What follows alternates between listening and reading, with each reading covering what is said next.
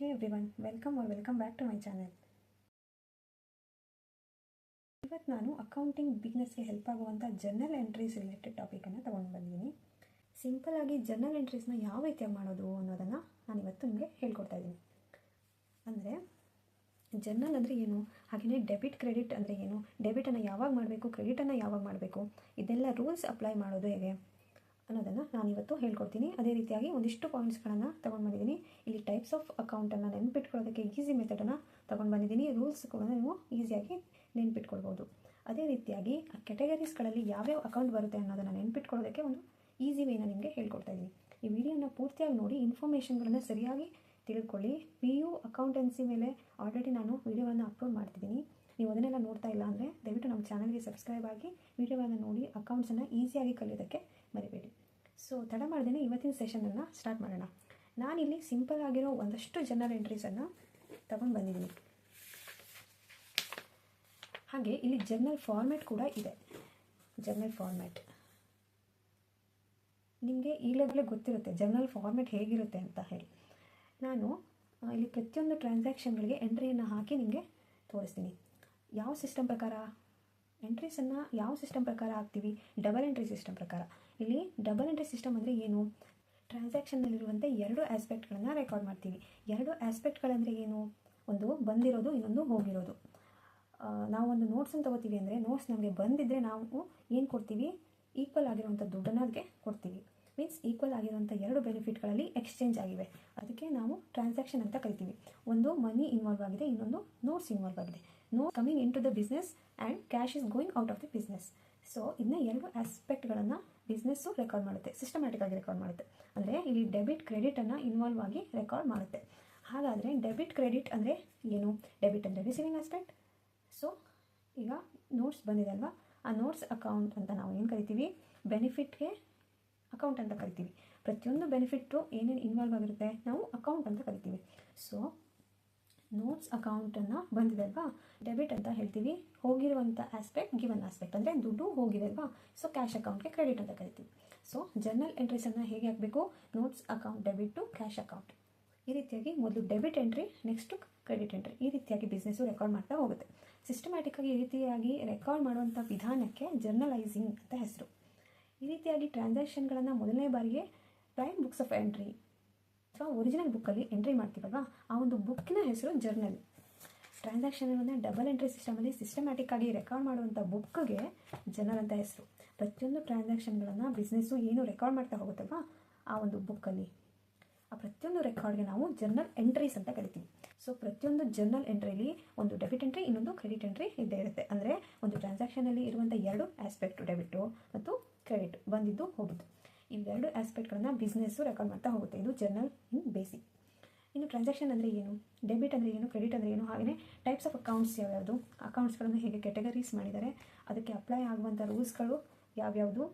ಎಲ್ಲ ಟ್ರಾನ್ಸಾಕ್ಷನ್ಗಳಲ್ಲಿ ಈ ರೀತಿಯಾಗಿರೋದಿಲ್ಲ. ಒಂದು ಬಂದಿದ್ದು ಒಂದು ಹೋಗಿದ್ದು ಐಡೆಂಟಿಫೈ ಮಾಡೋದಕ್ಕೆ ಬರೋದಿಲ್ಲ. ಫಾರ್ ಎಕ್ಸಾಂಪಲ್ ಸ್ಯಾಲ್ರಿ ಕೊಡ್ತಾ ಇದ್ದೀವಿ, ಕೊಟ್ಟರೆ ಎರಡು ಅಕೌಂಟ್ ಯಾವ್ಯಾವುದು ಇನ್ವಾಲ್ವ್ ಆಗುತ್ತೆ, ಒಂದು ಸ್ಯಾಲ್ರಿ ಅಕೌಂಟ್, ಇನ್ನೊಂದು ಕ್ಯಾಶ್ ಅಕೌಂಟ್. ಇದರಲ್ಲಿ ನಮಗೆ ಏನಾಗುತ್ತೆ, ಮೇಲ್ನೋಟಕ್ಕೆ ನೋಡೋದಕ್ಕೆ ಏನನ್ಸುತ್ತೆ, ಸ್ಯಾಲ್ರಿ ಕೂಡ ಹೋಗಿದೆ, ಕ್ಯಾಶ್ ಕೂಡ ಹೋಗಿದೆ ಅಂತ ಅನಿಸುತ್ತೆ. ಬಂದಿದ್ದೇನು ಅಂತ ಕ್ವಶನ್ ಬರುತ್ತೆ. ಅನಲೈಸ್ ಮಾಡಿ ನೋಡಬೇಕು. ಅದಕ್ಕೋಸ್ಕರನೇ ಅವರು ಏನು ಮಾಡ್ತಾರೆ, ಅಕೌಂಟ್ಗಳನ್ನು ಕೆಟಗರೈಸ್ ಮಾಡಿ ಇಂತಿಂಥ ಅಕೌಂಟ್ಗೆ ಇಂತಿಂಥ ರೂಲ್ಸ್ ಅಂತ ಹೇಳಿಬಿಟ್ಟಿದ್ದಾರೆ. ಆಲ್ರೆಡಿ ಗೊತ್ತಿದೆ, ಅಕೌಂಟ್ಗಳನ್ನು ಅಮೆರಿಕನ್ ಸಿಸ್ಟಮ್ ಆಫ್ ಅಕೌಂಟಿಂಗಲ್ಲಿ 5 ರೀತಿಯಾಗಿ ವಿಂಗಡಿಸಿದ್ದಾರೆ. Asset, expenses, capital, liabilities, revenue. ಇದನ್ನು ನಾವು ಬ್ರೀಫಾಗಿ ಹೇಳ್ಬೋದು, ಕ್ಲಿಯರ್, CLEAR ಹೀಗೆ ನೆನ್ಪಿಟ್ಕೊಳ್ಬೋದು. C for capital, L for liability, E for expenses, A for assets and R for revenue or income. ಈ ರೀತಿಯಾಗಿ ನಾವು ಇದನ್ನು ವಿಂಗಡಿಸ್ತೀವಿ. ಇಲ್ಲಿ ಬೇರೆ ಬೇರೆ ಅಕೌಂಟ್ಸ್ ಯಾವ ಕ್ಯಾಟಗರಿಗೆ ಹೋಗುತ್ತೆ ಅಂತ ಗೊತ್ತಾಗಬೇಕಾದ್ರೆ ನಿಮಗೆ ಈ ಕ್ಯಾಟಗರಿಗಳ ಮೀನಿಂಗ್ ಗೊತ್ತಿರಬೇಕು ಅಲ್ವಾ. ಆಲ್ರೆಡಿ ಡೀಟೇಲಾಗಿ ಎಕ್ಸ್ಪ್ಲೇನ್ ಮಾಡಿದ್ದೀನಿ. ಆ ವಿಡಿಯೋನ ಬೇಕಾದರೆ ಇನ್ನೊಂದು ಸತಿ ನೋಡ್ಕೊಂಡು ಬನ್ನಿ. ಈಗ ಸಿಂಪಲ್ಲಾಗಿ ಬ್ರೀಫಾಗಿ ಸ್ವಲ್ಪ ನೋಡ್ತಾ ಹೋಗೋಣ. ಎನಿ ವ್ಯಾಲ್ಯೂಯಬಲ್ ಥಿಂಗ್ಸ್ನ ನಾವು ತಗೊಂಡ್ರೆ ನಾವೇನಂತ ಕರಿತೀವಿ, ಅಸೆಟ್ ಅಂತ ಕರಿತೀವಿ, ಅಥವಾ ಆಸ್ತಿಗಳನ್ನು ಅಸೆಟ್ ಅಂತ ಹೇಳ್ತೀವಿ. ಅಥವಾ ಮುಂದೊಂದು ದಿನ ನಮಗೆ ಅದು ಬರಬೇಕಾಗಿದೆ, ಯಾವುದೋ ಒಂದು ಅಮೌಂಟ್ ನಮಗೆ ಬರಬೇಕಾಗಿದೆ, ನಮಗೆ ಸೇರಿದ್ದು ಅಂತಾದರೆ ಅದು ಆಸ್ತಿ, ಸ್ವತ್ತು, ಅಥವಾ ರಿಸೀವೇಬಲ್ಸ್ ಅಂತಲೂ ಕರಿತೀವಿ, ಅದು ಕೂಡ ಅಸೆಟ್. ದೆನ್ ಎಕ್ಸ್ಪೆನ್ಸಸ್ ಅಂದರೆ ಡೇ ಟು ಡೇ ಬಿಸ್ನೆಸ್ ಆಪ್ರೇಷನಲ್ಲಿ ಮಾಡುವಂಥ ಖರ್ಚುಗಳಿಗೆ ಎಕ್ಸ್ಪೆನ್ಸಸ್ ಅಂತ ಕರಿತೀವಿ. ಈಗ ಒಂದು ಖರ್ಚು ಮಾಡಿದರೂ ನಮಗೆ ವ್ಯಾಲ್ಯೂಯಬಲ್ ಥಿಂಗ್ಸ್ ಬಂದಿದ್ದು ಅದು ಅಸೆಟ್. ಈಗ ಖರ್ಚು ಮಾಡಿದ್ದೀವಿ, ಅದರಿಂದ ನಮಗೆ ಪ್ರಾಫಿಟ್ ಹೆಚ್ಚಾಗೋದಕ್ಕೆ ಸಹಾಯ ಆಗುತ್ತೆ. ಡೈರೆಕ್ಟಾಗಿ ಯಾವುದೋ ವ್ಯಾಲ್ಯೂಯಬಲ್ ಥಿಂಗ್ಸ್ ಸಿಗ್ತಾ ಇಲ್ಲ ಅಂದರೆ ಅದು ಎಕ್ಸ್ಪೆನ್ಸ್ ಅಂತ ಕರೆಸ್ಕೊಳ್ಳುತ್ತೆ. Spending money in day to day business operation is called expenses. Day to day business ಆಪರೇಷನ್ನಲ್ಲಿ ಮನಿ ಸ್ಪೆಂಡ್ ಮಾಡಿದರೆ ಅದು ಎಕ್ಸ್ಪೆನ್ಸಸ್ ಅಂತ ಆಗುತ್ತೆ. ಇನ್ನು ಕ್ಯಾಪಿಟಲ್ ಅಂದರೆ ಏನು?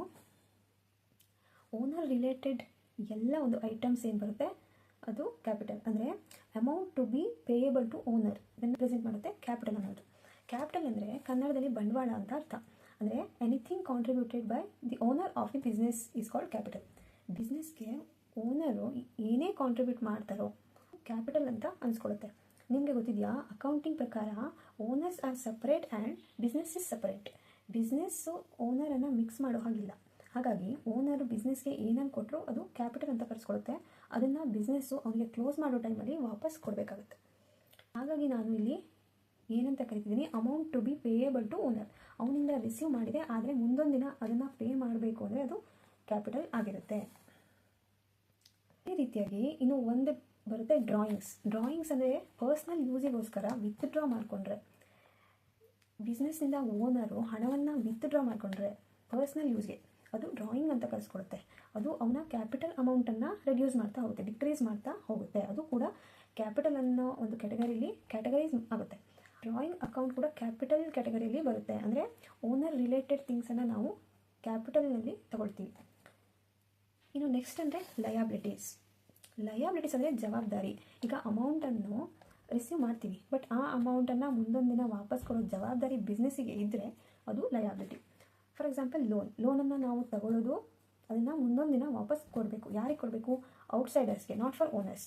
ಓನರ್ಸಿಂದ ತೊಗೊಂಡ್ರೆ ಅದು ಕ್ಯಾಪಿಟಲ್, ಬೇರೆಯವರಿಂದ ತೊಗೊಂಡ್ರೆ ಅದನ್ನು ವಾಪಸ್ ಕೊಡಬೇಕು ಅಂದರೆ ಲಯಾಬಿಲಿಟೀಸ್. ಇನ್ನು ರೆವಿನ್ಯೂ ಆರ್ ಇನ್ಕಮ್ ಅಂದರೆ ಅಮೌಂಟ್ ರಿಸೀವ್ ಮಾಡ್ತೀವಿ. ಯಾತಕ್ಕೋಸ್ಕರ ರಿಸೀವ್ ಮಾಡ್ತೀವಿ? ಏನಾದರೂ ಒಂದು ಬೆನಿಫಿಟನ್ನು ಕೊಟ್ಟು ರಿಸೀವ್ ಮಾಡ್ತೀವಿ. ಡೇ ಟು ಡೇ ನಮ್ಮ ಬಿಸ್ನೆಸ್ ಆಪರೇಷನ್ನಿಂದ ನಮಗೆ ಅರ್ನ್ ಆಗಿರುವಂಥ ಅಮೌಂಟ್ ಅಥವಾ ಬಂದಿರುವಂಥ ಅಮೌಂಟ್, ರಿಸೀವ್ ಆಗಿರುವಂಥ ಅಮೌಂಟ್ಗೆ ನಾವು ರೆವಿನ್ಯೂ ಅಂತ ಕರಿತೀವಿ. ನಮಗೆ ರಿಸೀವ್ ಆಗ್ತಿದೆ. ಯಾಕೆ ರಿಸೀವ್ ಆಗ್ತಿದೆ? ಬಿಕಾಸ್ ಆಫ್ ಗಿವಿಂಗ್ ಸಮಥಿಂಗ್ ಬೆನಿಫಿಟನ್ನು ಕೊಡ್ತಿರೋದಕ್ಕೋಸ್ಕರ ನಮಗೆ ಅಮೌಂಟು ರಿಸೀವ್ ಆಗ್ತಿದೆ, ನಮಗೆ ಅರ್ನಿಂಗ್ ಆಗ್ತಿದೆ. ಅಂದರೆ ರೆವಿನ್ಯೂ ಅಂತ ಕರೆಸ್ಕೊಳ್ಳುತ್ತೆ. ಫಾರ್ ಎಕ್ಸಾಂಪಲ್, ಸೇಲ್ ಮಾಡಿದ್ದು, ಇಂಟ್ರೆಸ್ಟ್ ರಿಸೀವ್ ಆಗಿದ್ದು, ಹಾಗೆ ರೆಂಟ್ ರಿಸೀವ್ ಆಗಿದ್ದು, ಈ ಥರ ಡೇ ಟು ಡೇ ಬಿಸ್ನೆಸ್ ಆಪರೇಷನಲ್ಲಿ ಬರುವಂಥ ಅಮೌಂಟು, ಅದಕ್ಕೆ ರೆವಿನ್ಯೂ ಅಂತ ಹೆಸರು. ಇಲ್ಲಿ ನೋಡಿ, ಅಸೆಟ್ ಮತ್ತು ಎಕ್ಸ್ಪೆನ್ಸಸ್ಸು ಒಂದು ಕ್ಯಾಟಗರಿಲಿ ಬರುತ್ತೆ. ಅಂದರೆ ಪೇಮೆಂಟ್ ಆಗಿದೆ ಇಲ್ಲಿ. ಅಂದರೆ ಹಣವನ್ನು ನಾವು ಕೊಟ್ಟು ವ್ಯಾಲ್ಯೂಯಬಲ್ ಥಿಂಗ್ಸನ್ನು ತಗೊಳ್ತೀವಿ ಅಥವಾ ಯಾವುದೋ ಬೆನಿಫಿಟನ್ನು ತೊಗೊಂಡಿರ್ತೀವಿ. ಅದಕ್ಕೆ ನಾವು ಅಸೆಟ್ ಮತ್ತು ಎಕ್ಸ್ಪೆನ್ಸಸ್ ಅಂತ ಕರಿತೀವಿ. Both are payments for us. ನಮ್ಮಿಂದ ಕ್ಯಾಪಿಟಲ್ ಅಕೌಂಟ್ಗೆ ನಾವು ಇನ್ಕ್ರೀಸ್ ಮಾಡಿದ್ರೆ ಕ್ರೆಡಿಟ್ ಮಾಡ್ತೀವಿ. ಕ್ಯಾಪಿಟಲ್ ಇನ್ಕ್ರೀಸ್ ಆದರೆ ಕ್ರೆಡಿಟ್ ಮಾಡಬೇಕು. ಹಾಗಾದರೆ ಡಿಕ್ರೀಸ್ ಆದರೆ ಏನು ಮಾಡಬೇಕು? ಡೆಬಿಟ್ ಮಾಡಬೇಕು. ಅಪೋಸಿಟ್, ಕ್ಯಾಪಿಟಲ್ ಇನ್ಕ್ರೀಸ್ ಆದರೆ ಕ್ರೆಡಿಟ್ ಮಾಡಬೇಕು, ಹಾಗಾದರೆ ಡಿಕ್ರೀಸ್ ಆದರೆ ಏನು ಮಾಡ್ತೀವಿ? ಡೆಬಿಟ್ ಮಾಡ್ತೀವಿ. ಅಪೋಸಿಟು, ಇಲ್ಲಿ ಇ.ಎ. ಅಥವಾ ಎಕ್ಸ್ಪೆನ್ಸಸ್ ಮತ್ತು ಅಸೆಟ್ಗಳು ಡೆಬಿಟ್ ಆದರೆ, ಇಲ್ಲಿ ಅಸೆಟ್ ಮತ್ತು ಎಕ್ಸ್ಪೆನ್ಸಸ್ಗಳು ಡೆಬಿಟ್ ಇನ್ ನೇಚರ್ ಆಗಿರೋದು. ಅವೇನಾದರೂ ಇನ್ಕ್ರೀಸ್ ಆದರೆ ಡೆಬಿಟ್ ಮಾಡಬೇಕು ಮತ್ತು ಡಿಕ್ರೀಸ್ ಆದರೆ ಏನು ಮಾಡಬೇಕು? ಕ್ರೆಡಿಟ್ ಮಾಡಬೇಕು. ಇದು ಎರಡೂ ಕೂಡ ಅಪೋಸಿಟ್ ರೂಲ್ಗಳು ಅಪ್ಲೈ ಆಗ್ತವೆ. ಇದನ್ನು ಹೇಗೆ ನಾವು ನೆನ್ಪಿಟ್ಕೊಳ್ಳೋದು ಅಂದರೆ, ನಾವು ಇಷ್ಟನ್ನು ನೆನ್ಪಿಟ್ಕೊಂಡು ಎಲ್ಲ ಒಂದು ಟ್ರಾನ್ಸಾಕ್ಷನ್ಗಳಿಗೆ ಎರಡು ಅಕೌಂಟ್ಗಳಿಗೂ ಯಾವ ಕ್ಯಾಟಗರಿ ಅಂತ ನೋಡಿಕೊಂಡು ಡೆಬಿಟ್ ಕ್ರೆಡಿಟ್ ರೂಲ್ಸನ್ನು ಹಾಕ್ತಾ ಕೂತ್ಕೊಳ್ಳೋ ಅವಶ್ಯಕತೆ ಖಂಡಿತ ಇಲ್ಲ. ಇದಕ್ಕೆ ಇನ್ನೂ ಒಂದು ಶಾರ್ಟ್ಕಟ್ ಇದೆ ನೆನ್ಪಿಟ್ಕೊಳ್ಳೋದಕ್ಕೆ. ಇಷ್ಟು ಪಾಯಿಂಟ್ಸ್ಗಳಿವೆ, ಅದನ್ನು ನೆನ್ಪಿಟ್ಕೊಂಡ್ಬಿಟ್ರೆ ನಾವು ಈಸಿಯಾಗಿ ಜರ್ನಲ್ ಎಂಟ್ರೀಸನ್ನು ಹಾಕ್ತಾ ಹೋಗ್ಬೋದು. ಇದು ಯಾವ್ಯಾವುದು ಅಂತ ನೋಡೋಣ. ಮೊದಲಿಗೆ ಕ್ಯಾಪಿಟಲ್ ಅಕೌಂಟ್ಗೆ ನಾವು ಇನ್ಕ್ರೀಸ್ ಆದರೆ ಕ್ರೆಡಿಟ್ ಮಾಡ್ತೀವಿ ಅಲ್ವಾ? ಇನ್ಕ್ರೀಸ್ ಆದರೆ ಕ್ರೆಡಿಟ್. ನೋಡಿ, ಕ್ಯಾಪಿಟಲ್ ಇನ್ಕ್ರೀಸ್ ಆದರೆ ಕ್ರೆಡಿಟ್ ಮಾಡಬೇಕು. So capital account should be always credited. Receipt, ಬಂಡವಾಳ ಬಂದಾಗ ಯಾವುದೇ ಆದರೂ ನಾವು ಅದನ್ನು ಕ್ರೆಡಿಟ್ ಮಾಡ್ತೀವಿ. ಹಾಗೆ drawings account should be always debited ಅಂತ ಹೇಳ್ತಾರೆ. ಅಂದರೆ ಡ್ರಾಯಿಂಗ್ ಅಕೌಂಟಿಂದ ವಿತ್ಡ್ರಾ ಆದರೆ ಪರ್ಸ್ನಲ್ ಯೂಸ್ಗೋಸ್ಕರ ಬಿಸ್ನೆಸ್ ಓನರು ಆ ಅಮೌಂಟನ್ನು ವಿತ್ಡ್ರಾ ಮಾಡಿಕೊಂಡ್ರೆ ನಾವು ಡೆಬಿಟ್ ಮಾಡಬೇಕು. ಇದನ್ನು ನೆನ್ಪಿಟ್ಕೊಳ್ಳೋದು ತುಂಬ ಸುಲಭ. ನೋಡಿ, C capital means credited, and drawings D. Drawings is to be debited. So capital credit, drawing debit. Credit C, drawings D, debited D. So next one, expenses or losses. Any expenses or losses should always be debited. ಒಂದು transaction ಇರುವಂಥ expenses ಬಂದರೆ, day to day ಆಗುವಂಥ ಖರ್ಚುಗಳು ಬಂದರೆ ಅದನ್ನ ನಾವು ಯಾವಾಗಲೂ ಡೆಬಿಟ್ಟು ಮಾಡ್ತೀವಿ. ಆ ಅಕೌಂಟನ್ನು ಎಕ್ಸ್ಪೆನ್ಸ್ ಅಕೌಂಟ್ ಅಂತ ಡೆಬಿಟ್ ಮಾಡ್ತೀವಿ. ಹಾಗೆಯೇ ರೆವಿನ್ಯೂ ಅಂತ ಗೇನ್ ಬಂದರೆ ಅಥವಾ ಇನ್ಕಮ್ ಬಂದರೆ ಬಿಸ್ನೆಸ್ಗೆ ಅದನ್ನು ಯಾವಾಗಲೂ ಕ್ರೆಡಿಟ್ ಮಾಡ್ತೀವಿ. ಇದು ರೂಲ್ಸನ್ನು ತೊಗೊಂಡು ಬಂದಿದ್ದೀನಿ. ತುಂಬ ಸುಲಭವಾದ ಎಂಟ್ರನ್ನ ನೆನ್ಪಿಟ್ಕೊಳ್ಬೋದಾದಂಥ ಒಂದು ರೂಲ್ಸ್ ಇದು. ಇಲ್ಲೇನು ಬರುತ್ತೆ ನೋಡೋಣ. ಕ್ಯಾಶ್ ಅಕೌಂಟ್, ಬ್ಯಾಂಕ್ ಅಕೌಂಟ್ ಮತ್ತು ಎನಿ ಅದರ್ ಅಸೆಟ್. ಇದು ಎರಡು ಅಸೆಟ್ಗಳು ಅಲ್ವಾ? ನಿಮಗೆ ಗೊತ್ತಿದೆ, ಕ್ಯಾಶ್ ಅಕೌಂಟ್ ಅಂದರೆ ಕ್ಯಾಶ್ ಇನ್ ಹ್ಯಾಂಡ್ ಅಥವಾ ನಮಗೆ ವ್ಯಾಲ್ಯೂಯಬಲ್ ಥಿಂಗ್ಸ್, ನಮಗೆ ಅದನ್ನು ನಮ್ಮ ಆಸ್ತಿ ಅಂತ ಹೇಳ್ಬೋದು ಅಥವಾ ಅಸೆಟ್ ಕ್ಯಾಟಗರಿಲಿ ಬರುವಂಥದ್ದು. ಹಾಗೆ ಬ್ಯಾಂಕ್ ಅಕೌಂಟ್ ಅಂದರೆ ನಾವು ಬ್ಯಾಂಕಲ್ಲಿ ಇಟ್ಟಿರುವಂಥ ಹಣವನ್ನು ಬ್ಯಾಂಕ್ ಅಕೌಂಟಿಂದ ರಿಪ್ರೆಸೆಂಟ್ ಮಾಡ್ತೀವಿ. So bank account is also known as an asset. ಮತ್ತು ಯಾವುದೇ ಅಸೆಟ್ ಇರ್ಬೋದು. ಅದಕ್ಕೆ ರೂಲ್ಸ್ ಏನು ಹೇಳುತ್ತೆ? Debit what comes in, credit what goes out. ಒಂದು ರೂಲ್ ಹೇಳುತ್ತೆ, ರಿಯಲ್ ಅಕೌಂಟ್, ಇದು ಇಂಗ್ಲೀಷ್ ಸಿಸ್ಟಮ್ ಪ್ರಕಾರ ಇದೆ. ಅಸೆಟ್ಗಳಿಗೆ ಒಂದು ರೂಲ್ ಇದೆ, debit what comes in, credit what goes out. ಅಂದರೆ ಇದನ್ನು ತುಂಬ ಸುಲಭವಾಗಿ ಕನ್ನಡದಲ್ಲಿ ಹೇಗೆ ನೆನ್ಪಿಟ್ಕೊಳ್ಬೋದು, ಬಹಳ ಈಸಿ. ಬಂಡಿ ಅಂತ ಯೂಸ್ ಮಾಡ್ತೀವಿ. ಸೊ ಇದನ್ನು ಇಲ್ಲಿ ಬಮ್ ಅಂದರೆ ಬಂದಿರೋದು. ಸೊ ಬಂದಿದ್ದರೆ, ಕ್ಯಾಶಲ್ಲಿ ದುಡ್ಡು ಬಂದಿದ್ದರೆ, ಬ್ಯಾಂಕಲ್ಲಿ ದುಡ್ಡು ಬಂದಿದ್ದರೆ ಅಥವಾ ಯಾವುದೇ ಅಸೆಟ್ ಬಂದಿದ್ದರೆ ಅದನ್ನು ಡೆಬಿಟ್ ಮಾಡಿ. ಹಾಗಾದರೆ ಹೋಗಿದರೆ ಏನು ಮಾಡಬೇಕು? ಅಪೋಸಿಟ್ ಎಂಟ್ರಿ ಕ್ರೆಡಿಟ್ ಮಾಡಬೇಕು. ಸೊ ಇದನ್ನು ನಾವು ನೆನ್ಪಿಟ್ಕೊಂಡ್ರೆ ಈ ಎಲ್ಲ ಟ್ರಾನ್ಸಾಕ್ಷನ್ಗಳನ್ನ ಅನಲೈಸ್ ಮಾಡ್ತಾ ಹೋಗ್ಬೋದು. ಯಾಕಂದರೆ ಆಲ್ಮೋಸ್ಟ್ ಎಲ್ಲ ಟ್ರಾನ್ಸಾಕ್ಷನ್ಗಳಲ್ಲಿಯೂ ಕ್ಯಾಶ್ ಇನ್ವಾಲ್ವ್ ಆಗಿರುತ್ತೆ, ಕ್ಯಾಶ್ ಅಥವಾ ಬ್ಯಾಂಕ್ ಇನ್ವಾಲ್ವ್ ಆಗೇ ಇರುತ್ತೆ. ಸೊ ಅಂಥ ಸಂದರ್ಭಗಳಲ್ಲಿ ನಾವು ಒಂದು ಅಕೌಂಟನ್ನು ಅನಲೈಸ್ ಮಾಡಿದ್ರೆ ಎರಡನೇ ಅಕೌಂಟು ಟ್ರಾನ್ಸಾಕ್ಷನ್ನಲ್ಲಿ ಅಪೋಸಿಟ್ ಸೈಡ್ಗೆ ಹಾಕಬೇಕಾಗುತ್ತೆ. ಕ್ಯಾಶ್ ಅಕೌಂಟ್ ಡೆಬಿಟ್ ಆದರೆ ಮತ್ತೊಂದು ಅಕೌಂಟ್ ಇನ್ವಾಲ್ವ್ ಆಗಿರೋದನ್ನು ನಾವು ಕ್ರೆಡಿಟ್ ಮಾಡ್ಬೋದು. ಹಾಗೆ ಕ್ಯಾಶ್ ಅಕೌಂಟ್ ಕ್ರೆಡಿಟ್ ಆದರೆ ಇನ್ನೊಂದು ಅಕೌಂಟ್ ಇನ್ವಾಲ್ವ್ ಆಗಿರೋದನ್ನು ಡೆಬಿಟ್ ಮಾಡ್ಬೋದು. ಅದಕ್ಕೋಸ್ಕರ ಒಂದು ಅಕೌಂಟ್ ಅನಲೈಸ್ ಮಾಡಿದ್ರೆ ಸಾಕಾಗುತ್ತೆ. ಹೀಗೆ ಅನಲೈಸ್ ಮಾಡೋದಕ್ಕೆ ನಮಗೆ ಈ ಒಂದು ರೂಲು ಹೆಲ್ಪ್ ಮಾಡುತ್ತೆ. ನಾವು ಒಂದು ಟ್ರಾನ್ಸಾಕ್ಷನನ್ನು ಅನಲೈಸ್ ಮಾಡಿದಾಗ ಇದರಲ್ಲಿ ಒಂದಿಷ್ಟು ಯಾವುದೇ ಈ ಥರ ನೆನ್ಪಿಟ್ಕೊಂಡ್ರೆ ನಮಗೆ ಅನಲೈಸ್ ಮಾಡೋದು ತುಂಬ ಈಸಿ ಆಗುತ್ತೆ. ಹೀಗೆ ಇವಾಗ ಹೇಳ್ಕೊಡ್ತಾ ಹೋಗ್ತೀನಿ. ಒಂದಿಷ್ಟು ಪಾಯಿಂಟ್ಸ್ಗಳ ಮೇಲೆ ನಾನು ಇಲ್ಲೊಂದಿಷ್ಟು ಟ್ರಾನ್ಸಾಕ್ಷನ್ಗಳನ್ನು ತಂದಿದ್ದೀನಿ. ಏನೇನು ಟ್ರಾನ್ಸಾಕ್ಷನ್ಸ್ ಇದೆ ಅಂತ ನೋಡ್ತಾ ಹೋಗೋಣ. ಜರ್ನಲ್ ಎಂಟ್ರೀಸನ್ನು ಹಾಕ್ತಾ ಹೋಗೋಣ. ನಿಮಗೆ ಗೊತ್ತಿರಬೇಕು, ಇಲ್ಲಿ ಡೇಟ್ ಇರುತ್ತೆ, ಅದೇ ರೀತಿ particulars, LF leisure folio column ಇರುತ್ತೆ, ಡೆಬಿಟ್ ಅಮೌಂಟ್, ಕ್ರೆಡಿಟ್ ಅಮೌಂಟ್. ಇಲ್ಲಿ ನಾವು ಡೆಬಿಟ್ ಎಂಟ್ರಿನ ಮೊದಲು ಬರಿತೀವಿ, ಕ್ರೆಡಿಟ್ ಎಂಟ್ರಿನ ಆಮೇಲೆ ಬರಿತೀವಿ. ಇದರಿಂದ ನರೇಷನ್ ಅಂದರೆ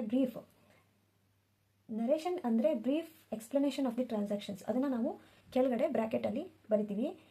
ಇದರಲ್ಲಿ ನಾನು ಎಂಟ್ರೀಸ್ನ ಮಾತ್ರ ಹಾಕ್ಕೊಳ್ತೀನಿ, ನರೇಷನನ್ನು ಬರೆಯಲ್ಲ. ಅದನ್ನು ಬರೆಯೋದು ಬೇಡ ಅಂತಲ್ಲ, ಬಟ್ ನಾನಿಲ್ಲಿ ಅವಾಯ್ಡ್ ಮಾಡ್ತಾ ಇದ್ದೀನಿ. Started business with cash ₹1 lakh. ಇಲ್ಲಿ ಬಿಸ್ನೆಸ್ ಸ್ಟಾರ್ಟ್ ಆಗಿದೆ ಅಂದರೆ ಅರ್ಥ ಏನು? ಇಲ್ಲಿ ಯಾರು ಸ್ಟಾರ್ಟ್ ಮಾಡ್ತಾರೆ? ಓನರ್ ಸ್ಟಾರ್ಟ್ ಮಾಡಬೇಕು ಅಲ್ವಾ? ಓನರ್ ಸ್ಟಾರ್ಟ್ ಮಾಡಿ ದುಡ್ಡನ್ನು ಕಾಂಟ್ರಿಬ್ಯೂಟ್ ಮಾಡ್ತಾ ಇದ್ದಾರೆ ಬಿಸ್ನೆಸ್ಗೆ. ಅಂದರೆ ಇಟ್ಸ್ ಟ್ರೀಟೆಡ್ ಆಸ್ ಕ್ಯಾಪಿಟಲ್, ಅಂದರೆ ನಾವು ಬಂಡವಾಳ ಅಂತ ಕರಿತೀವಿ, ಹೌದು ಅಲ್ವಾ? ಇದು ಮೊದಲನೇ ಟ್ರಾನ್ಸಾಕ್ಷನಲ್ಲಿ ಆಗಿದ್ರೆ ಒಂದು ಕ್ಯಾಪಿಟಲ್ ಅಕೌಂಟ್ ಇನ್ವಾಲ್ವ್ ಆಗಿದೆ, ಇನ್ನೊಂದು ಕ್ಯಾಶ್ ಅಕೌಂಟ್ ಆಗ್ತಾ ಇದೆ. ಯಾವುದರಲ್ಲಿ ಒಂದು ಕಾಂಟ್ರಿಬ್ಯೂಷನ್ ಮಾಡ್ತಾ ಇದ್ದಾನೆ? ಕ್ಯಾಶಲ್ಲಿ, ಅಂದರೆ ಬಿಸ್ನೆಸ್ಗೆ ಕ್ಯಾಶು ಬಂದಿದೆ, ಹಾಗೆ ಕ್ಯಾಪಿಟಲ್ ಕೂಡ ಬಂದಿದೆ. ಅರ್ಥ ಆಯ್ತಲ್ವಾ? ಈಗ ನಾವು ಒಂದು ಅಕೌಂಟನ್ನು, ಯಾವುದಾದ್ರೂ ಒಂದು ಅಕೌಂಟನ್ನು ಅನಲೈಸ್ ಮಾಡಿದ್ರೆ ಸಾಕು. ಇಲ್ಲಿ ಕ್ಯಾಶ್ ಇನ್ವಾಲ್ವ್ ಆಗಿದ್ರೆ ಅಥವಾ ಯಾವುದಾದ್ರೂ ಅಸೆಟ್ ಇನ್ವಾಲ್ವ್ ಆಗಿದ್ರೆ ಅದನ್ನ ತಗೊಂಡ್ರೆ ನಮಗೆ ಅನಲೈಸು ಈಸಿ ಆಗುತ್ತೆ ಅಂತ ಹೇಳಿದೆ ಅಲ್ವಾ? ಇಲ್ಲಿ ಕ್ಯಾಶ್ ಇನ್ವಾಲ್ವ್ ಆಗಿದೆ ಅಂದರೆ ಕ್ಯಾಶು ನಮ್ಮ ಬಿಸ್ನೆಸ್ಗೆ ಏನಾಗಿದೆ ಅಂತ ನೋಡಬೇಕು. ನಾವು ಯಾವುದೇ ಟ್ರಾನ್ಸಾಕ್ಷನನ್ನು ಬಿಸ್ನೆಸ್ ಪಾಯಿಂಟ್ ಆಫ್ ವ್ಯೂ ಇಂದ ಅನಲೈಸ್ ಮಾಡ್ತಾ ಹೋಗಬೇಕು ಅಲ್ವಾ? ಕ್ಯಾಶ್ ಏನಾಗಿದೆ? ಬಿಸ್ನೆಸ್ ಕ್ಯಾಶ್ ಅನ್ನೋದು ಓನರಿಂದ ಬಿಸ್ನೆಸ್ಗೆ ಬಂದರೆ ನಾವೇನು ಮಾಡಬೇಕು? ಕ್ಯಾಶ್ ಬಂದರೆ ಅಂದರೆ ಬಂಡಿ ಅಂದರೆ ಡೆಬಿಟ್ ಮಾಡ್ತೀವಿ. ಕ್ಯಾಶ್ ಬಂದಿದೆ, ಡೆಬಿಟ್ ಮಾಡ್ತೀವಿ. ಇಲ್ಲಿ cash account debited, cash account debited ಅಂದರೆ ಕ್ರೆಡಿಟ್ ಎಂಟ್ರಿ ಹಿಂದ್ಗಡೆ 2 ಅಂತ ಸೇರಿಸಬೇಕು. ಇಲ್ಲಿ ಒಂದು ಸ್ವಲ್ಪ ಗ್ಯಾಪ್ ಇಡಬೇಕು. ಇದು ನಿಮಗೆ ಗೊತ್ತಿದೆ ಅಂತ ಅಂದ್ಕೊಂಡಿದ್ದೀನಿ. ನಾನು ಡೆಬಿಟೆಡ್ ಟು ಇನ್ನೊಂದು ಅಕೌಂಟ್ ಯಾವುದು ಇಲ್ಲಿ? ಕ್ಯಾಪಿಟಲ್ ಅಕೌಂಟ್ ಅಲ್ವಾ? Capital account credit. So date ನೀವು ಹಾಕ್ಕೊಳ್ಬೇಕು. Cash account debtor to capital account. Amount ಎಷ್ಟು? 1 lakh.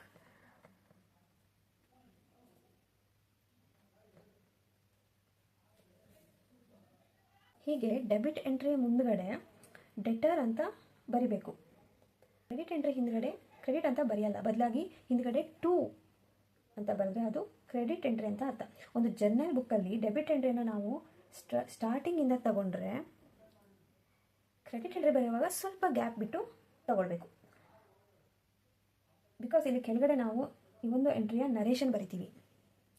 ಅಂದರೆ ಸ್ಟಾರ್ಟೆಡ್ ಬಿಸ್ನೆಸ್ ವಿತ್ ಕ್ಯಾಶ್, ಇಲ್ಲಿ ಏನು ಕೊಟ್ಟಿದ್ದೀವಲ್ವ ಅದನ್ನು ಇಲ್ಲಿ ಬರಿತೀವಿ ನರೇಷನ್ ರೂಪದಲ್ಲಿ. ಮತ್ತು ಅಮೌಂಟ್ ಬರೆಯೋ ಅವಶ್ಯಕತೆ ಇಲ್ಲ, ಯಾಕಂದರೆ ಇಲ್ಲಿ ಅಮೌಂಟ್ ಆಲ್ರೆಡಿ ಬರೆದಿದ್ದೀವಿ. ಸ್ಟಾರ್ಟೆಡ್ ಬಿಸ್ನೆಸ್ ವಿತ್ ಕ್ಯಾಶ್ ಅಥವಾ ಕಮೆನ್ಸ್ಡ್ ಬಿಸ್ನೆಸ್ ವಿತ್ ಕ್ಯಾಶ್ ಅಥವಾ ಕ್ಯಾಪಿಟಲ್ ಇಂಟ್ರೊಡ್ಯೂಸ್ಡ್, ಈ ಥರ ನರೇಷನ್ನ ಬರಿಬೋದು. ಅದನ್ನು ಡೆಬಿಟ್ ಎಂಟ್ರಿ ಎದುರುಗಡೆ ಡೆಬಿಟ್ ಕಾಲಮಲ್ಲಿ ಅಮೌಂಟು, ಹಾಗೆ ಕ್ರೆಡಿಟ್ ಎಂಟ್ರಿ ಎದುರುಗಡೆ ಕ್ರೆಡಿಟ್ ಕಾಲಮಲ್ಲಿ ಅಮೌಂಟ್. ಒಂದು ಬೆನಿಫಿಟ್ ಬಂದಿದೆ, ಮತ್ತೊಂದು ಬೆನಿಫಿಟ್ ಹೋಗಿರುತ್ತೆ, ಅದನ್ನು ನಾವು ಡೆಬಿಟ್ ಕ್ರೆಡಿಟ್ ಅಂತ ಬರೀತಿರ್ತೀವಿ. ಇದು ಸುಲಭವಾಯ್ತಲ್ವ ಇವಾಗ. ಇಲ್ಲಿ ಕ್ಯಾಶ್ ಬದಲಾಗಿ ನಾವು ಕ್ಯಾಪಿಟಲನ್ನು ಕೂಡ ಅನಲೈಸ್ ಮಾಡ್ಬೋದು. ನೋಡಿ, ಕ್ಯಾಪಿಟಲ್ ಅಕೌಂಟ್ ಕೂಡ ಇನ್ವಾಲ್ವ್ ಆಗಿದೆ. ಕ್ಯಾಪಿಟಲ್ ಅಕೌಂಟ್ಗೆ ನನ್ನ ರೂಲ್ ಏನು ಹೇಳಿದೆ? Capital account should be always credited. ನೋಡಿ, ಕ್ರೆಡಿಟ್ ಆಗಿದೆ ಅಲ್ವಾ, ನಾವು ಕ್ಯಾಪಿಟಲ್ ಅಕೌಂಟನ್ನು ಕ್ರೆಡಿಟ್ ಮಾಡಬೇಕು ಅಂದರೆ ಇನ್ನೊಂದು ಅಕೌಂಟನ್ನು ಡೆಬಿಟ್ ಮಾಡಬೇಕು. ಇನ್ನೊಂದು ಅಕೌಂಟ್ ಯಾವುದು? ಇಲ್ಲಿ cash. So cash account debit ಮಾಡಿದ್ದೀವಿ ಅಲ್ವಾ. ಈ ರೀತಿ ಯಾವುದೇ ಒಂದು ಅಕೌಂಟನ್ನು ಅನಲೈಸ್ ಮಾಡಿದ್ರೆ ಸಾಕು. ಈಗ ಸೆಕೆಂಡ್ ಟ್ರಾನ್ಸಾಕ್ಷನ್ಗೆ ಹೋಗೋಣ. ಏನಿದೆ? Open current account with SBI bank ₹50,000. ಇಲ್ಲಿ ಕರೆಂಟ್ ಅಕೌಂಟ್ ನಿಮಗೆ ಗೊತ್ತಿದೆಯಾ? ಬ್ಯಾಂಕಲ್ಲಿ 2 ರೀತಿ ಅಕೌಂಟ್ಸ್ ಇರುತ್ತೆ. ಒಂದು ಸೇವಿಂಗ್ಸ್ ಬ್ಯಾಂಕ್ ಅಕೌಂಟ್, ಇನ್ನೊಂದು ಕರೆಂಟ್ ಅಕೌಂಟ್. ಸೊ ಯೂಶ್ವಲಿ ಎಲ್ಲ ಬಿಸ್ನೆಸ್ಗಳು ಕರೆಂಟ್ ಅಕೌಂಟನ್ನು ಯೂಸ್ ಮಾಡುತ್ತೆ. ಇದರಲ್ಲಿ ಏನೋ 50,000, 1,00,000 ಕ್ಯಾಶನ್ನು ಬಿಸ್ನೆಸ್ಗೆ ಇಂಟ್ರೊಡ್ಯೂಸ್ ಮಾಡಿದೆ. ಅದರಲ್ಲಿ 50,000 ಬ್ಯಾಂಕ್ಗೆ ಹಾಕ್ತಾ ಇದ್ದಾರೆ. ಕರೆಂಟ್ ಅಕೌಂಟ್ ಓಪನ್ ಮಾಡಿದ್ದಾರೆ ಅಂದರೆ ಏನು ಮಾಡಬೇಕು? ಅಮೌಂಟನ್ನು ಡೆಪಾಸಿಟ್ ಮಾಡಬೇಕು. ಸೊ 50,000 ಅಮೌಂಟನ್ನು ಡೆಪಾಸಿಟ್ ಮಾಡಿ ಕರೆಂಟ್ ಅಕೌಂಟನ್ನು ಓಪನ್ ಮಾಡ್ತಿದ್ದಾರೆ. ಅಂದರೆ ಬಿಸ್ನೆಸ್ಸಲ್ಲಿ ಕ್ಯಾಶ್ ರೂಪದಲ್ಲಿ ಇದ್ದಂಥ 1,00,000ದಲ್ಲಿ 50,000ನ ತೆಗೆದು ಬ್ಯಾಂಕಲ್ಲಿ ಇಡ್ತಾ ಇದ್ದಾರೆ. ಸೊ ನಮ್ಮ ಹಣ ಎಲ್ಲೂ ಹೋಗಿಲ್ಲ, ಬ್ಯಾಂಕಲ್ಲಿ ನಮ್ಮದೇ ಹೆಸರಲ್ಲಿ ಇರುತ್ತೆ. ಹಾಗಾಗಿ ಬ್ಯಾಂಕ್ ಅಕೌಂಟ್ ಕೂಡ ನಮ್ಮದು ಕ್ಯಾಶ್ ಇದ್ದಂಗೇನೆ ಅಲ್ವಾ. ಬಟ್ ಕ್ಯಾಶ್ ಇನ್ ಹ್ಯಾಂಡ್ ಇರೋದು ಕ್ಯಾಶ್ ಅಕೌಂಟ್ ಆಗ್ತದೆ. ನಮ್ಮದೇ ಹಣ, ನಮ್ಮದೇ ಕ್ಯಾಶ್, ಬಟ್ ಅದು ಬ್ಯಾಂಕಲ್ಲಿದೆ. ಹಾಗಾಗಿ ನಾವು ಯಾವುದರಿಂದ ರಿಪ್ರೆಸೆಂಟ್ ಮಾಡ್ತೀವಿ? ಬ್ಯಾಂಕ್ ಅಕೌಂಟಿಂದ. ಇಲ್ಲಿ ಇನ್ವಾಲ್ವ್ ಆಗಿರುವ 2 ಅಕೌಂಟ್ ಯಾವುದಾಗಿದ್ರೆ, ಮೊದಲನೇದು SBI bank account. Just bank account ಅಂತ ಬರೆಯೋ ಬದಲಾಗಿ ಹೆಸರನ್ನು ಕೊಟ್ಟಿದ್ರೆ ಹೆಸರು ಬರಿಬೋದು. ಅಲ್ಲಿ ಯಾವ ಹೆಸರು ಕೊಟ್ಟಿದ್ರು ಆ ಬ್ಯಾಂಕ್. ಇಲ್ಲಿ ಬ್ಯಾಂಕಲ್ಲಿ ಹಣ ಬಂದಿದೆ, ನಮ್ಮದೇ ಬ್ಯಾಂಕ್ ಅಕೌಂಟ್ನಲ್ಲಿ ಹಣ ಬಂದಿದೆ, ನಮ್ಮದೇ ಕ್ಯಾಶ್ ಅಕೌಂಟ್ನಲ್ಲಿ ಇಂದ ಹೊರಗಡೆ ಹೋಗ್ತಾ ಇದೆ. ಇಲ್ಲಿ ಹೋಗಿದೆ, ಬ್ಯಾಂಕ್ಗೆ ಹೋಗಿದೆ. ಹಾಗಾಗಿ ಕ್ಯಾಶ್ ಅಕೌಂಟನ್ನು ಕ್ರೆಡಿಟ್ ಮಾಡ್ತೀವಿ ಟು ಕ್ಯಾಶ್ ಅಕೌಂಟ್. ಈ ರೀತಿಯಾಗಿ ಅನಲೈಸ್ ಮಾಡ್ಬೋದು. ಇದು bank account to cash account. Narration same. Open current account with SBI bank. ₹50,000.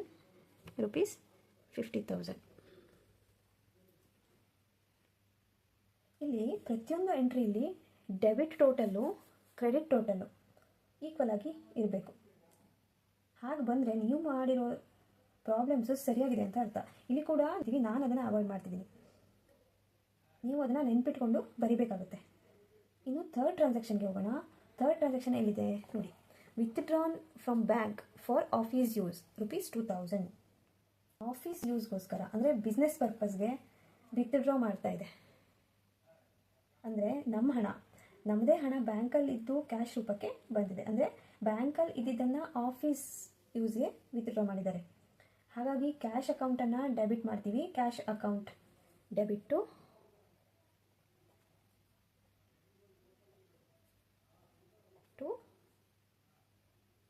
Bank account ಅಲ್ವಾ.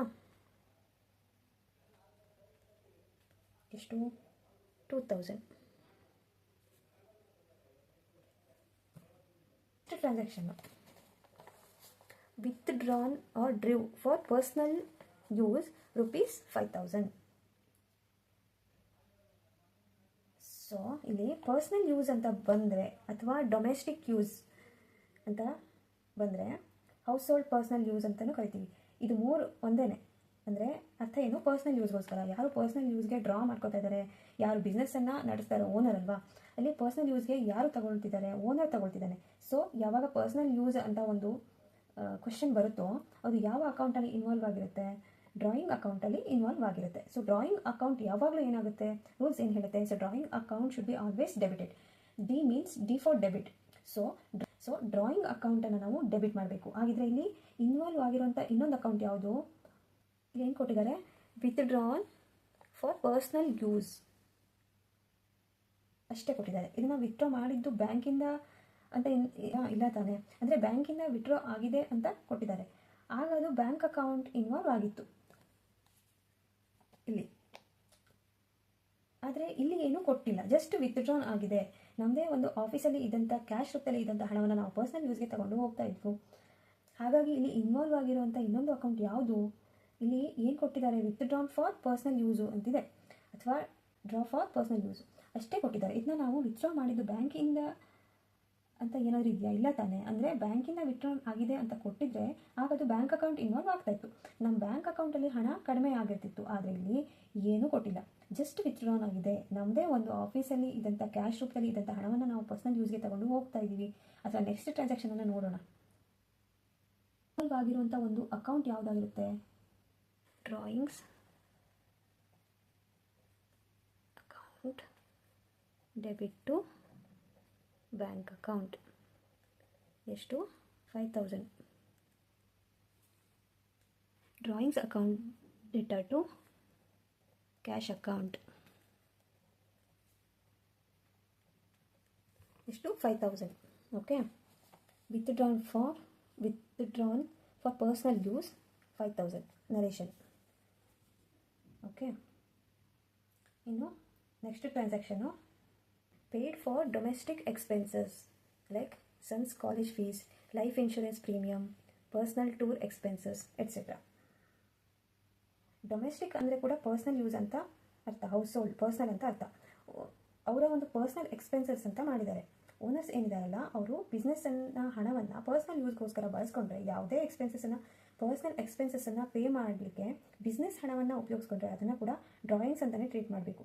ಇಲ್ಲಿ ಏನೇನು, paid for son's college fees, life insurance premium, personal tour expenses, ಈ ಥರ ಇದೆಲ್ಲ ಡ್ರಾಯಿಂಗ್ಸ್ ಅಕೌಂಟ್ಗೆ ಹೋಗುತ್ತೆ. ರಿಟರ್ ಟು ಕ್ಯಾಶ್ ಅಕೌಂಟ್ ಎಷ್ಟು, 1000. Purchased machinery for cash ₹3000. ಇಲ್ಲಿ ಎರಡು ಅಕೌಂಟ್ ಯಾವುದಾದ್ರು, ಮಷಿನರಿ ಅಕೌಂಟ್, ಇನ್ನೊಂದು ಕ್ಯಾಶ್ ಅಕೌಂಟ್. ಇಲ್ಲಿ ಬಂದಿರೋದೇನು, ಮಷಿನರಿ ಬಂದಿದೆ, ಅದಕ್ಕೋಸ್ಕರ ನಾವು ಏನು ಮಾಡಿದ್ದೀವಿ, ಕ್ಯಾಶನ್ನು ಕೊಟ್ಟಿದ್ದೀವಿ.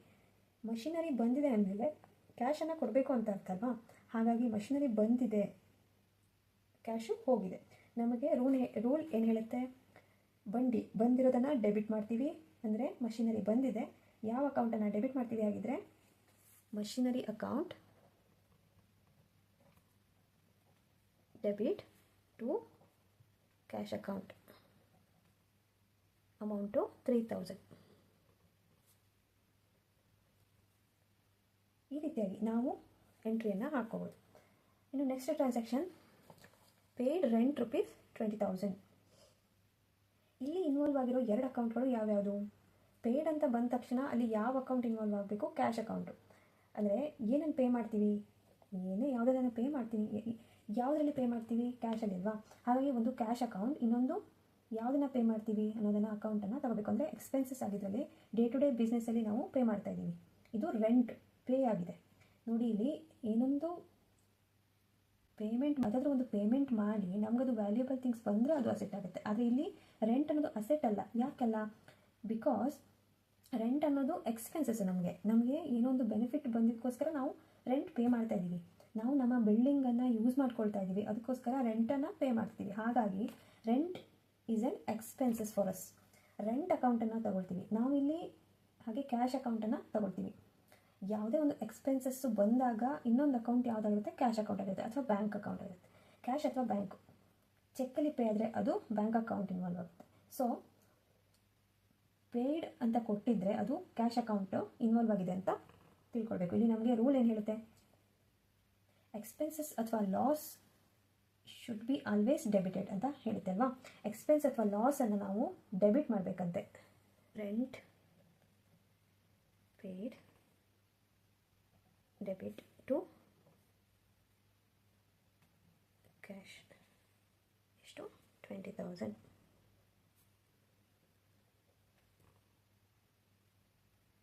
ಕ್ಯಾಶನ್ನು ಪೇ ಮಾಡಿದ್ದೀವಿ ಅಂದರೆ cash is going out of the business, cash ಹೋಗ್ತಾ ಇದೆ.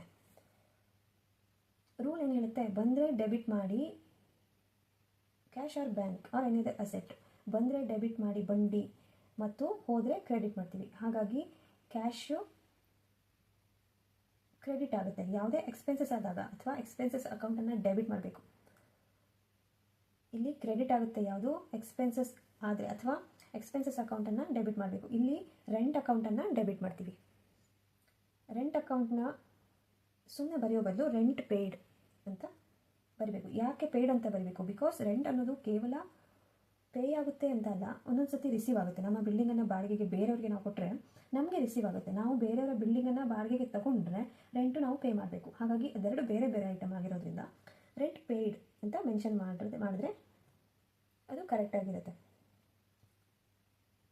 ಟು ಕ್ಯಾಶ್ ಅಕೌಂಟ್ ನೋಡಿ, ಇಲ್ಲಿ ಬರೋವಾಗಲೂ ಅಷ್ಟೇ ಡೆಬಿಟ್ ಎಂಟ್ರಿ ಕೆಳಗಡೆ ಡೆಬಿಟ್ ಎಂಟ್ರಿ ಬರಿತಾ ಹೋಗಬೇಕು. ಈ ಥರ ಕ್ರೆಡಿಟ್ ಎಂಟ್ರಿ ಕೆಳಗಡೆ ಕ್ರೆಡಿಟ್ ಎಂಟ್ರೀಸ್. ಸೊ ನೆಕ್ಸ್ಟ್ ಟ್ರಾನ್ಸಾಕ್ಷನನ್ನು ನೋಡೋಣ. Paid salary through cheque ₹5,000. Salary pay ಮಾಡ್ತಾ ಇದ್ದಾರೆ ಮತ್ತು ಬಿಸ್ನೆಸ್ಸಲ್ಲಿ ಯಾವಾಗಲೂ ಸ್ಯಾಲ್ರಿ ರಿಸೀವ್ ಆಗಲ್ಲ. ಹಾಗಾಗಿ ಇಲ್ಲಿ ಪೇಯ್ಡ್ ಅಂತ ಸೇರಿಸೋ ಅವಶ್ಯಕತೆ ಇಲ್ಲ. ಹಾಗಾದರೆ ಇನ್ನೊಂದು ಅಕೌಂಟ್ ಯಾವುದು? Bank account. ಇಲ್ಲಿ ಯಾವ ಬ್ಯಾಂಕ್ ಅಕೌಂಟ್ ಇದೆ? ನಮಗೆ SBI ಇದೆ. ಹಾಗಾಗಿ SBI ಬ್ಯಾಂಕ್ ಅಕೌಂಟು ತಗೊಳ್ಳೋದು. ಬೇರೆ ಬೇರೆ ಬ್ಯಾಂಕ್ಗಳಲ್ಲಿ ನಮ್ಮ ಅಕೌಂಟ್ ಇರುತ್ತೆ. ಹಾಗಾಗಿ ಇಲ್ಲಿ ಯಾವ ಬ್ಯಾಂಕ್ ಅಕೌಂಟನ್ನು ಬರೀಬೇಕಾಗುತ್ತೆ. ಒಂದೇ ಬ್ಯಾಂಕ್ ಇದ್ದರೆ it's understood. Salary account debit to bank 5,000. To bank charges ₹1,000. So same bank charges is also an expense. Bank charges account debit to bank account. ಎಷ್ಟು? 1,000. Interest received ₹500. ಇಲ್ಲಿ ಇಂಟ್ರೆಸ್ಟು ರಿಸೀವ್ ಆಗಿದೆ ಅಂದರೆ amount receive ಆಗಿದೆ. ಇಲ್ಲಿ ಬ್ಯಾಂಕಿಂದ ಏನೂ receive ಆಗಿಲ್ಲ, ಚೆಕ್ಕಲ್ಲಿ receive ಆಗಿಲ್ಲ, ಬದಲಾಗಿ ಎಂದು ಕ್ಯಾಶಲ್ಲಿ ರಿಸೀವ್ ಆಗಿದೆ. ಏನು ಮೆನ್ಷನ್ ಮಾಡಿಲ್ಲ ಅಂದರೆ ಕ್ಯಾಶ್ ಅಂತ ತಗೊಳ್ಬೇಕು. ಹಾಗಾಗಿ ಕ್ಯಾಶು ಡೆಬಿಟ್ ಆಗುತ್ತೆ. So cash account debit to interest received account. ಎಷ್ಟು? 500.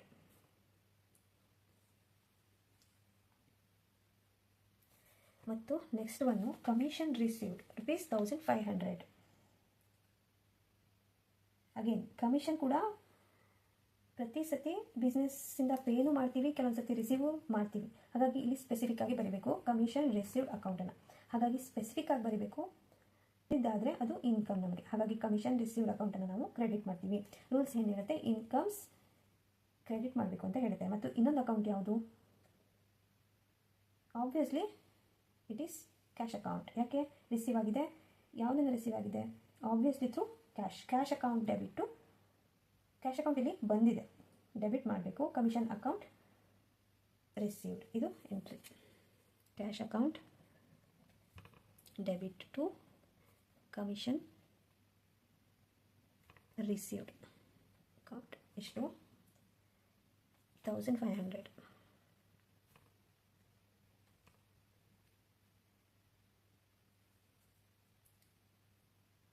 ಈ ರೀತಿಯಾಗಿ ಅನಲೈಸ್ ಮಾಡಬೇಕು. ಈಗ ಕ್ಯಾಪಿಟಲ್ ಬಂದಾಗ ಯಾವ ರೀತಿ ಎಂಟ್ರಿ ಹಾಕಬೇಕು, ಡ್ರಾಯಿಂಗ್ ಬೇರೆ ಬೇರೆ ಕೇಸಲ್ಲಿ ಆದರೆ ಯಾವ ರೀತಿ ಎಂಟ್ರಿ ಹಾಕಬೇಕು, ಬ್ಯಾಂಕ್ ಜೊತೆಗೆ ಮಾಡಿದ ಟ್ರಾನ್ಸಾಕ್ಷನ್ಗೆ ಯಾವ ರೀತಿ ಎಂಟ್ರಿ ಹಾಕಬೇಕು, ಅದೇ ರೀತಿ ಎಕ್ಸ್ಪೆನ್ಸಸ್ಗಳಿಗೆ ಯಾವ ರೀತಿ ಎಂಟ್ರಿ ಹಾಕಬೇಕು, ಇನ್ಕಮ್ಗಳಿಗೆ ಯಾವ ರೀತಿ ಎಂಟ್ರಿ ಹಾಕಬೇಕು, ಅಸೆಟ್ಗಳಿಗೆ ಯಾವ ರೀತಿ ಎಂಟ್ರಿ ಹಾಕಬೇಕು, ಇದೆಲ್ಲ ಅರ್ಥ ಆಗಿದೆ ಅಂತ ಅಂದ್ಕೊಂಡಿದ್ದೀನಿ. ಇಲ್ಲಿ ನಾವು ಡ್ರಾಯಿಂಗ್ಸನ್ನು ಕಲ್ತ್ವಿ, but withdrawn for personal use ಅಂತ ಕೊಟ್ಟರೆ ಹೇಗೆ ಎಂಟ್ರಿ ಹಾಕೋದು, ಇದೆಲ್ಲ ಅರ್ಥ ಆಗಿದೆ ಅಂದ್ಕೊಂಡಿದ್ದೀವಿ. ಮತ್ತು ಇನ್ನಷ್ಟು ಟ್ರಾನ್ಸಾಕ್ಷನ್ಗಳ ಎಕ್ಸಾಂಪಲ್ಗಳೊಂದಿಗೆ ಮುಂದಿನ ವೀಡಿಯೋದಲ್ಲಿ ಸಿಗ್ತೀನಿ. ಪ್ಲೀಸ್ ವಿಡಿಯೋ ಇಷ್ಟ ಆಗ್ತಿದ್ರೆ ಸಬ್ಸ್ಕ್ರೈಬ್ ಮಾಡ್ಕೊಳ್ಳಿ, ಬೆಲ್ ಬಟನನ್ನು ಕ್ಲಿಕ್ ಮಾಡಿ, ಸಬ್ಸ್ಕ್ರೈಬ್ ಮಾಡಿ, ಲೈಕ್ ಮಾಡಿ. Thank you for watching.